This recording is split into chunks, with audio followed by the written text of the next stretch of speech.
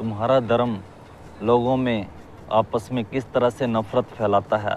एक दूसरे को नकारते हैं, एक दूसरे को मानने से इनकार करते हैं, अपने आप को महान और ऊंचा दिखाने के चक्कर में, जहाँ तक कि तुम्हारे धर्मों ने ईश्वर को भी नकार दिया है। इसी के ऊपर एक छोटी सी कहानी है, आप भी सुने।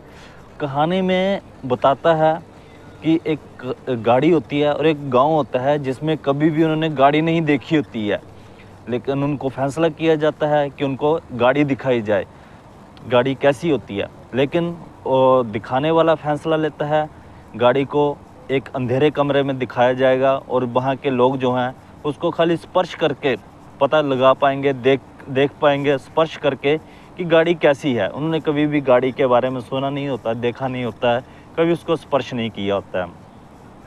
और उनको बोला जाता है जिस जगह पे हाथ लगाया जाएगा उसी तरह की उसको मानना पड़ेगा और वहीं पर उसको थमना पड़ेगा। तो एक अंधेरे कमरे में वो गाड़ी लगा देते हैं और उस गांव के कम से कम 10-15 बंदों को बुलाया जाता है।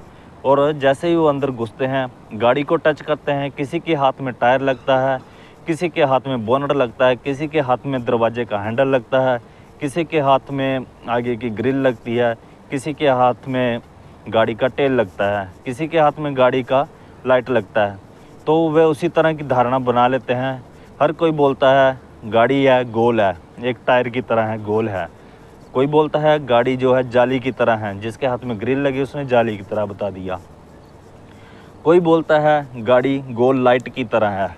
जिसने जिस चीज़ को हाथ लगाया उसने गाड़ी को उसी तरह का मान लिया।